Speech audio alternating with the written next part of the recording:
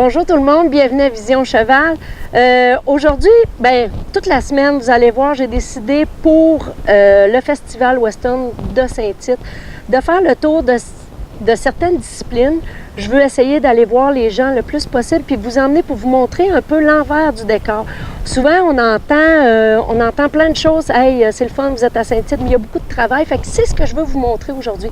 Je suis en présence de Dominique, puis qui a fait les barils jeunes en fin de semaine et qui va faire les barils hommes, et de sa mère Nathalie. Fait que merci d'avoir accepté de faire l'entrevue. Dominique, on sait que tu as fait les barils jeunes en fin de semaine. Qu'est-ce que ça a pris pour que tu te rendes là, faire les barils jeunes? Là? Premièrement, au début de l'été, fin printemps, il y a eu les qualifications. Il y en a eu au cours de l'été, mais moi, j'ai réussi à me qualifier à Blainville avec ma jument. Donc, grâce à ces qualifications-là, j'ai pu me rendre à Saint-Tite en fin de semaine. J'ai pas réussi à faire la finale, mais ça a été quand même une belle expérience quand même. Puis, sinon, Saint-Tite, c'est bien fun, etc., mais ça prend quand même gros des efforts. Par exemple, je manque quand même une semaine d'école. Ça peut paraître le fun puis cool du premier aspect, mais quand on voit, mettons, ce que ça implique, puis les devoirs que j'ai à faire pour être sûr de ne pas manquer mes examens, etc. Oui, bien là, il faut dire, je vais le dire, il faut dire que là, quand je suis arrivée, Dominique, tantôt, il faisait ses devoirs. Fait que là, il fait beau, tout le monde s'amuse, mais il faut quand même qu'il étudie puis travaille. Fait que c'est quand même un petit peu exigeant. C'est un choix, mais OK. Puis, tu fais aussi les barils hommes. Oui. Donc, j'ai réussi à me qualifier l'année dernière en faisant les qualifications barils hommes, mais en réussissant pas à faire les finales, j'ai fini 12e réserve. Dans le fond, j'étais 2e en premier. Puis cette année, ils ont changé les règlements. Comme par exemple, Edwin Cameron avait 3 chevaux. Puis fait que les règlements ont changé. Il y avait le droit de juste un cheval pour faire les finales cette année. Fait qu'il y a 2 chevaux qui sont partis. Fait que moi, par conséquent, j'ai rentré pour faire la finale cette année. Bon. Il faut quand même que je fasse le jeudi, vendredi, d'aller faire mes go pour être capable de finalement aller en finale en fait seulement. Ça va dépendre des résultats. Des résultats quand même. Donc, tu vas participer jeudi matin 10h. Oui. Puis vendredi aussi. Bon, une autre chose aussi, Nathalie, on va revenir à toi après. On le sait, là, OK, t'as exactement, ça fait pas dans pas grand temps, tu vas avoir. Il y a eu, tu viens de l'avoir, c'est ça, vendredi, toi. Tu viens d'avoir tes 16 ans.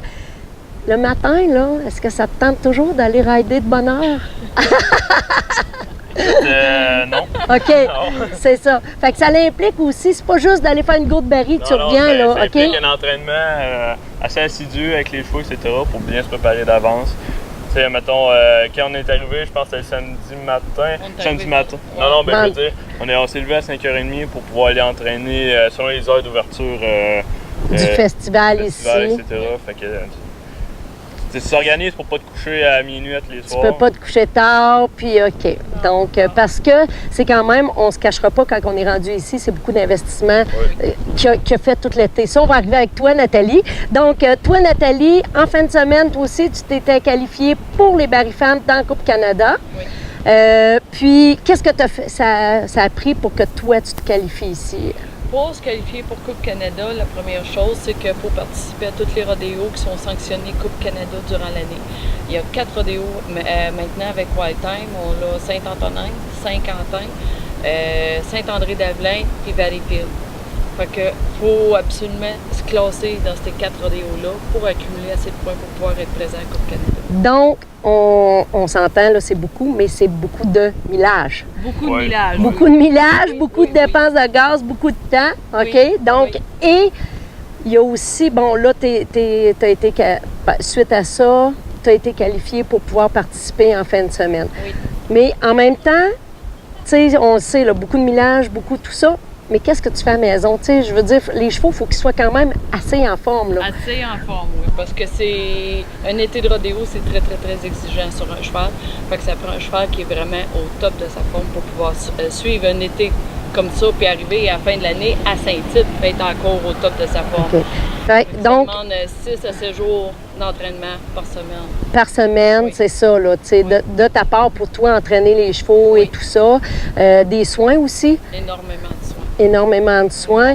Est-ce que vous avez une certaine routine? Tu sais, je sais, là, vous allez entraîner, vous allez rider le matin pour montrer le ring et tout ça, mais ensuite de ça, est-ce qu'il y a d'autres choses que vous faites aussi pour justement ici que les chevaux puissent garder le top de... Ben, j'aime bien que mon cheval être sûr que les poumons, c'est clean avant de commencer à faire une run. Fait que là, c'est sûr et certain que je vais faire des traitements Equireps.